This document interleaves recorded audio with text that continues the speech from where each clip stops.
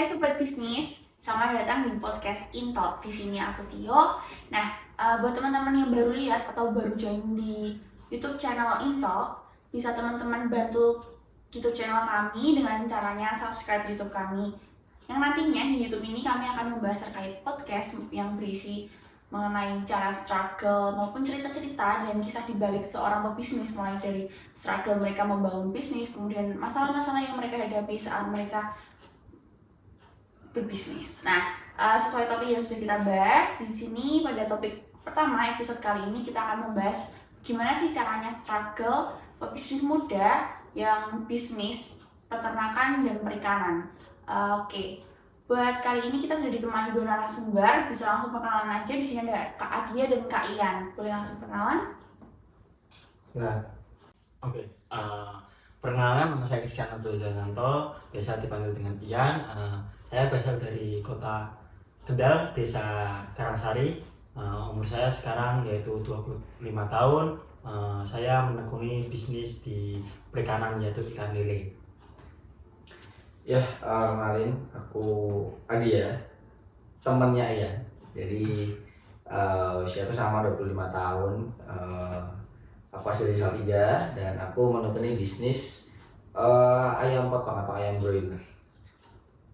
Oke, nah jadi kedua narasumber kami ini merupakan teman saat kuliah. Nah jadi di sini sebelumnya aku mau nanya ini Kak, apakah materi di perkuliahan tersebut bermanfaat nih saat Kakak mendirikan bisnis ini? Tolong bisa dijelaskan. Oke. Ya, jadi jujur aja kita berdua ini dari Fakultas Ekonomi dan Bisnis. Jadi kita tuh nggak ada dasar buat belajar gimana cara gedein ayam, gimana cara kasih makan lele ya. Jadi sebenarnya memang tidak ada, bukan nggak sepenuhnya dikasih materi yang sesuai. Mungkin kita harusnya kuliah peternakan, salah satunya kuliah perikanan. Tapi karena ekonomi ini kan sebenarnya kan membahas suatu konsep yang luas ya kan, ekonomi berhubungan dengan pastinya tentang uang lah, tentang bagaimana kita khususnya manajemen, kita manajemen, kita bisa memanage suatu hal, suatu organisasi, juga suatu bisnis. Dan jujur aja kalau dari aku sendiri ini sangat berguna karena banyak banget. Jadi bisnis ini tuh skalanya luas. Kita harus bisa tentang pemasarannya, produksinya, tentang SDM-nya, kemudian financial atau keuangannya, seperti itu. Mungkin banyak orang yang bertanya dari FEB ke perikanan itu jauh, tidak ada hubungannya. Akan tetapi kalau saya menekuni sendiri itu tidak jauh, tapi masih ada hubungannya. Walaupun walaupun dari perikanannya yaitu pembesaran itu tidak ada hubungannya dengan FEB, tapi untuk distribusi, untuk penjualan, untuk target pasar itu sangat berhubungan dengan FEB sendiri. Itu sih. Oke, makasih Kak buat penjelasannya. Nah, sebelumnya nih aku mau nanya, buat awal berdirinya itu pada tahun berapa nih buat bisnis kakak berdua? Oke, sebenarnya bisnis ini awal mulanya adalah bapak saya, turunan dari bapak saya itu mempunyai satu buah kolam. Dia juga menernak yaitu ikan lele, tapi ukuran kolamnya 3x3. Kan tetapi bapak saya itu di desa itu ya agak kelas menengah atas yang mempunyai satu buah lahan kosong yaitu sebesar 5 hektar. Nah, lahan itu tuh dekat dengan irigasi di desa. Nah, dari situ saya mencoba peluang untuk masuk di dalamnya, untuk mencoba mengalihkan lahan kosong itu menjadi budidaya ikan lele. Walaupun merintis dari yang tadi satu kolam ukuran 3 itu menambah ke lahan kosong tersebut, membuka lahan gitu. Kalau saya mulai merintis membuka lahan itu pada tahun 2019. Nah, sedangkan kalau bapak saya itu sudah sejak saya kelas 2 SMA, yaitu di tahun 2015 gitu sih.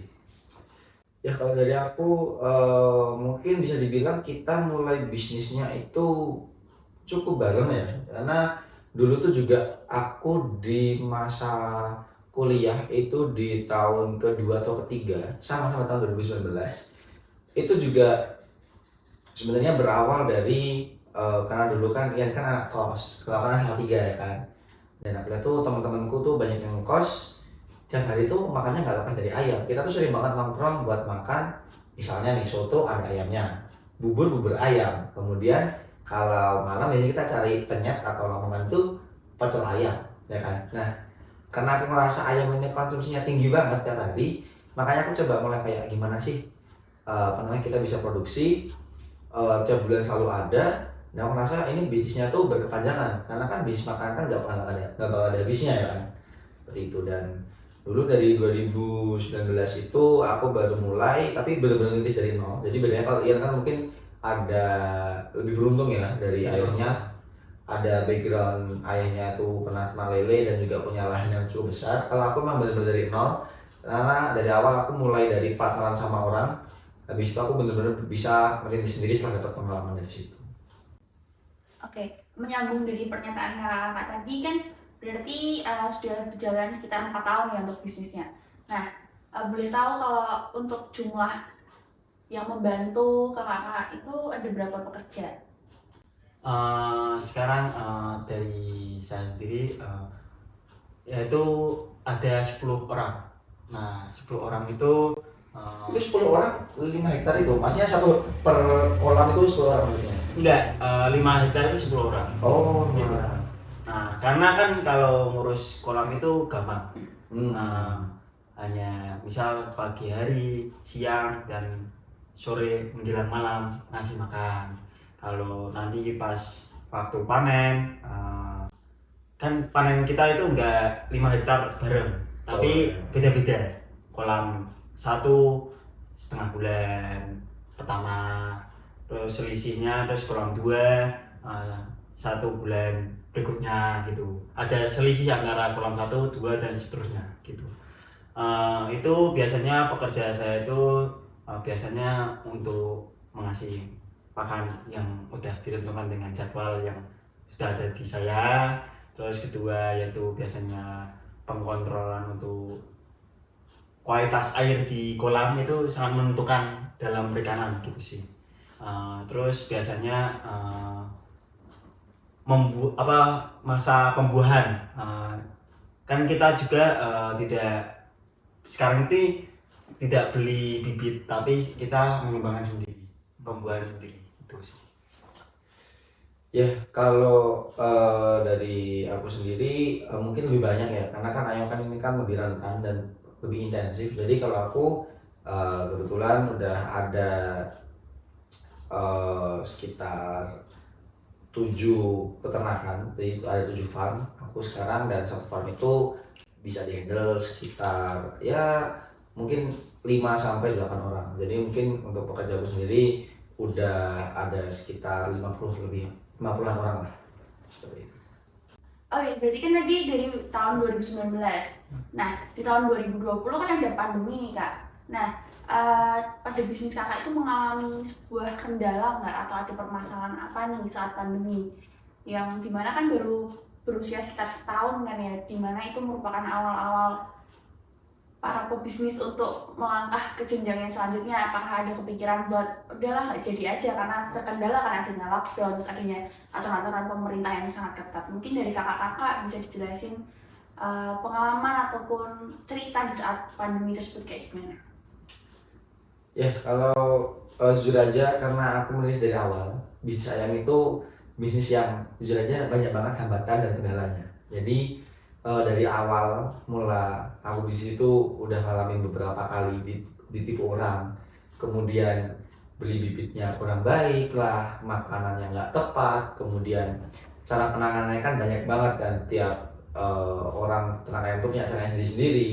Dan dari belajar itu pun udah banyak banget naik turunnya. Dan ketika pandemi ini juga pukulan yang berat banget, karena dari awal merintis itu kita masih mengembangkan nama kita masih cari konsumen, baru kita dekat sama konsumen, dan kita juga beruntung itu ada dapat supplier di akhir tahun 19 itu, tapi tiba-tiba di tahun 2020 tuh datang pandemi. Nah di situ sebenarnya udah sempat mulai goyah karena ngerasa kayak udah jatuh bangun terus, kemudian dikasih cobaan tentang pandemi yang berat banget.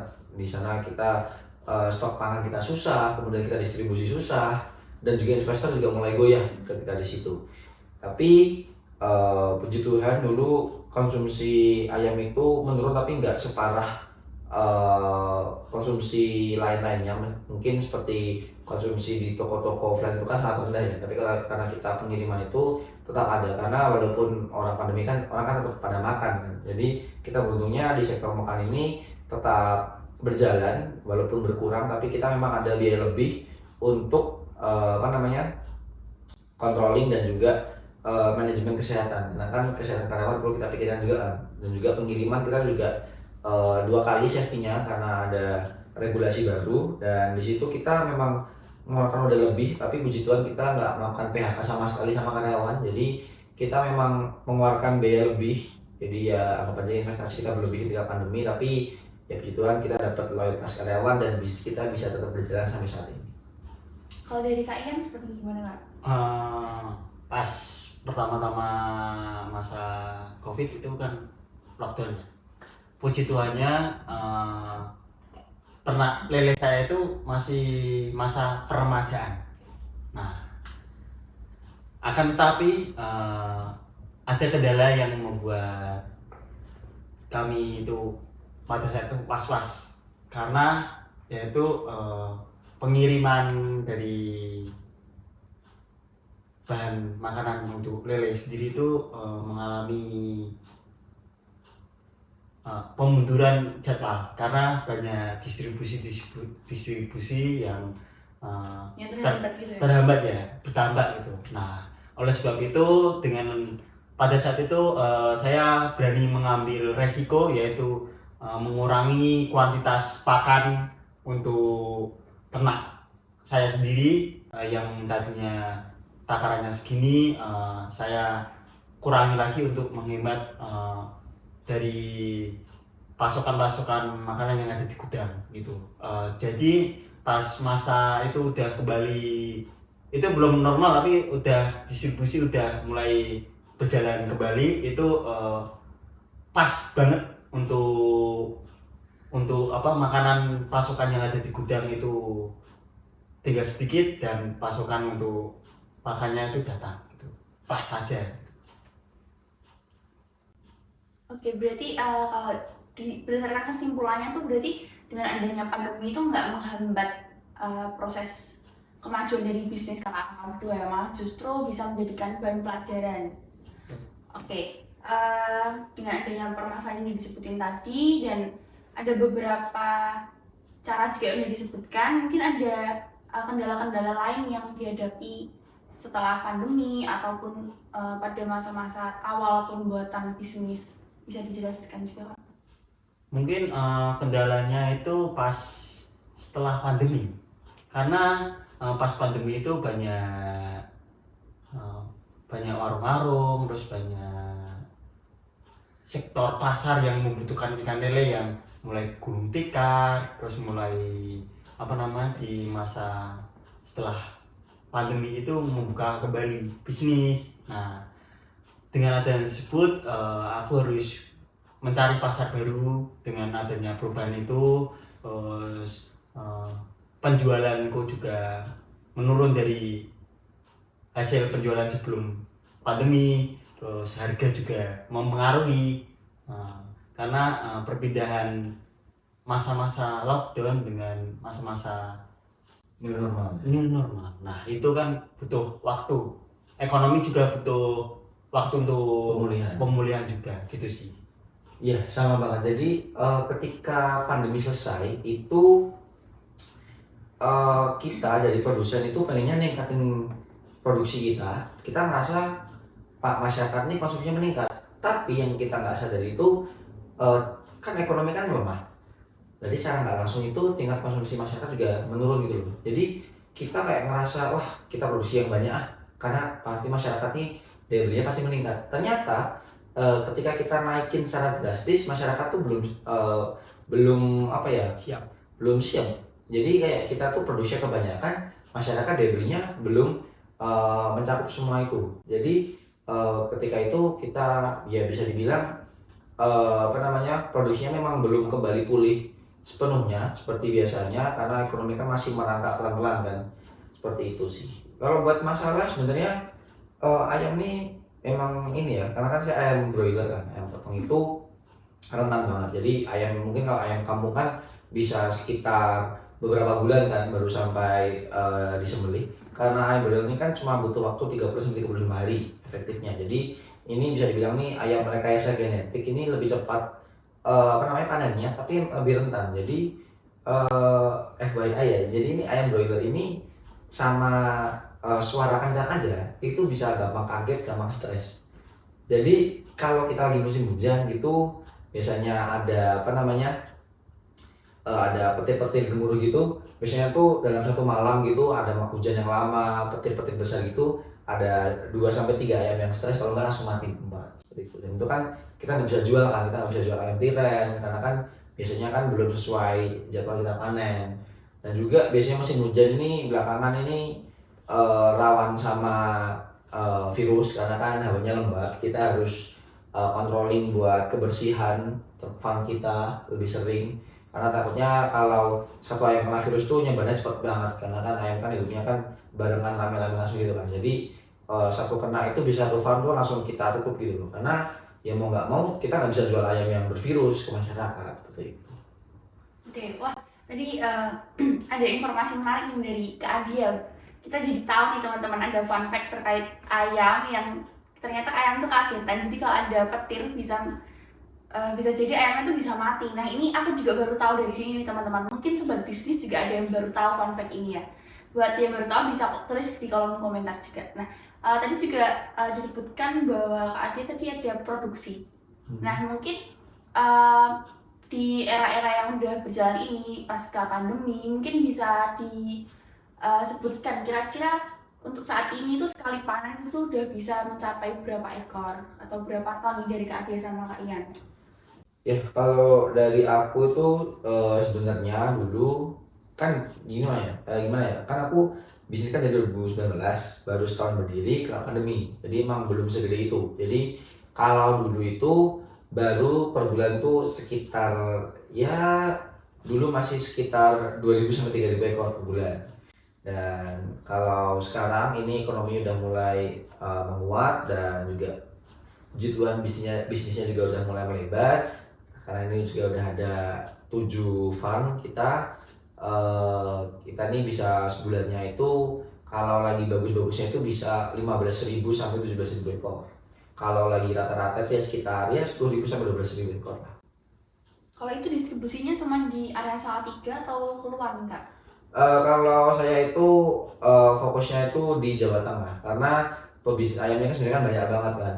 Jujur aja saingan kami itu banyak banget, tapi kan memang konsumsi ayam ini tinggi di Indonesia. Jadi kita sementara ini masih fokus di Jawa Tengah aja, karena kan pengiriman ayam ini kan juga nggak cuma rentan hidupnya, tapi juga pas pengiriman ini juga nggak bisa lama-lama gitu. Jadi kita belum bisa kirim jauh-jauh, kita cuma bisa kirim deket-deket ini aja. Jadi kita fokusnya nih Jawa Tengah, khususnya nih seperti Semarang, Solo, kemudian sekitarnya seperti ini Salatiga, kemudian Kendal, kemudian Semarang Timur, ya jadi daerah-daerah sekitar sini.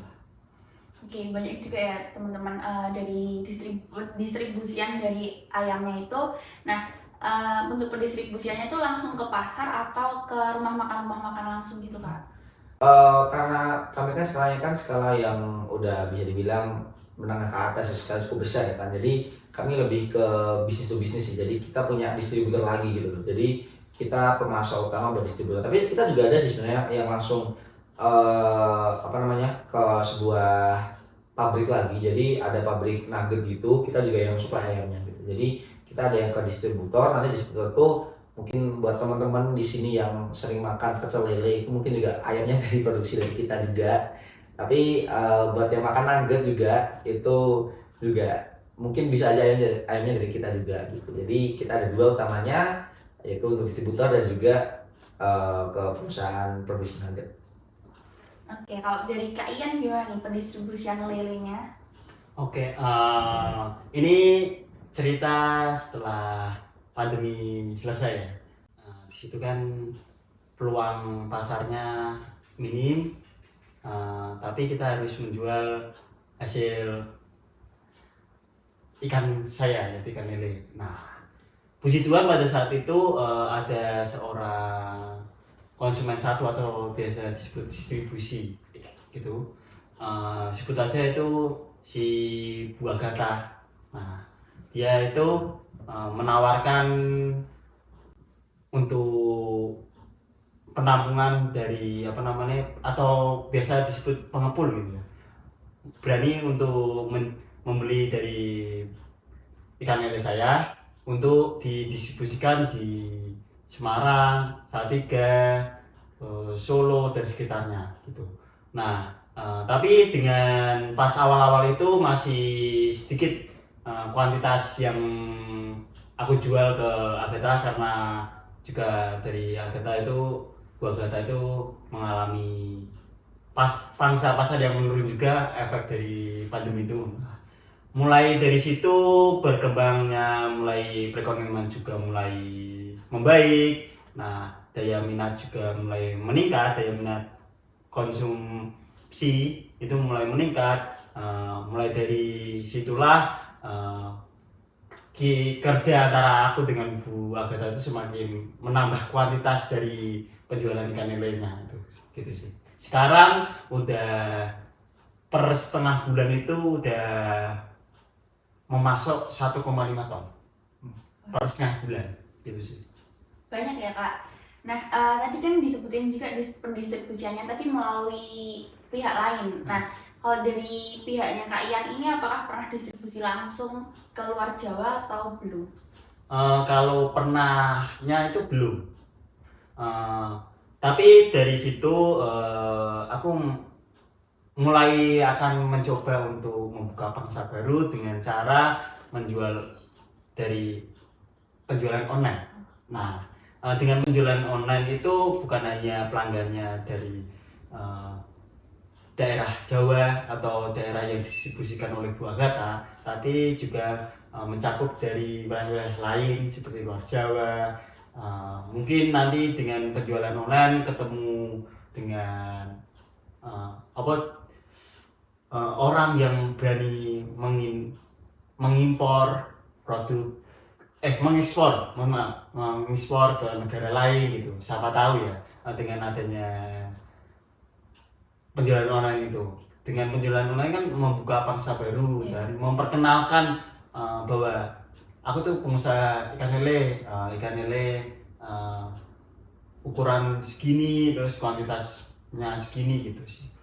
Oke, berarti Kak Ian akan memanfaatkan teknologi ya, perkembangan teknologi untuk memperluas pangsa pasarnya biar bisnis dari lelenya itu bisa semakin berkembang. Oke, melihat maupun mendengar dari cerita-cerita yang telah disampaikan, dari struggle maupun perjuangannya, nah boleh nih Kak di-share ke kita, ke sobat bisnis, tips-tips gimana sih sukses berbisnis, apalagi kan kakak-kakak mulainya di saat kuliah ya. Nah, biar nggak ngeganggu perkuliahan, jadi kita bisa tahu nih tips-tips dari pengusaha sukses kakak. Tipsnya yang pertama adalah dari lingkungan sekitar. Kita melihat peluang. Bagaimana caranya kita untuk masuk ke dalam peluang itu, memanfaatkan peluang yang ada. Yang pertama itu, yang kedua yaitu adalah berani mencoba. Kalau tidak mencoba, kita tidak tahu ke depannya, tidak tahu hasilnya yang kita misal ada kita berani mencoba itu. Yang ketiga adalah niat. Pasti niat itu penting. Kalau kita mencoba aja gak ada niat, itu hasilnya adalah nol besar. Yang ke tadi empat. Sekarang 4 ya. 4 yaitu belajar secara otodidak, berani belajar otodidak. Nah, tadi kan dijelaskan aku itu dari FEB ya. Aku tidak paham betul mengenai perikanannya, tapi aku juga paham tentang materi-materi tentang ekonomi yang dapat memanfaatkan peluang tadi menjadi peluang bisnis pada saat ini. Nah, yang kelima adalah langsung kita berani mengambil resiko yang ada, kayak tadi saat pandemi berani untuk mengambil keputusan. Nah, dari situ hasil akan membuahkan nanti setelah kita menjalani 5 yang tadi aku sebutkan itu sih. Oke, kalau dari Kak Adia kayak gimana nih Kak? Ya, tadi mungkin dari Kak ini sebenarnya udah nyebutin poin banyak banget ya. Mungkin kalau dari aku nambahin ada 2 poin sih. Yang pertama itu soal selain kan perlu buat berani, tapi berani aja nggak cukup karena perlu namanya konsisten. Jadi ketika kalian udah mendalami atau menyelami, itu bahasa ya bahasa sekalian gitu loh. Ketika kalian di sana ngerasa susah, ya itu memang pasti selalu ada. Bisnis itu bukan berarti kita kerja di depan laptop, duduk kayak di kantor atau PNS, gajinya stabil bulan tuh nggak ada kayak gitu. Jadi kita naik turun, bisa aja 1 bulan rugi, bulan depannya kita untung, bisa aja bulan depannya kita untung 2 kali, bulan depannya kita rugi 3 kalinya. Jadi nggak ada yang tahu di sini, tapi siapa yang paling konsisten, siapa yang nggak akan menyerah, istilah dia yang bakal sukses. Dan satu lagi itu tentang manfaatin apa yang kalian ada. Jadi selagi kalian masih kuliah, selagi kalian masih belum masuk dunia kerja, manfaatin aja apa yang ada. Ketika kalian punya kesempatan, ambil kesempatan itu.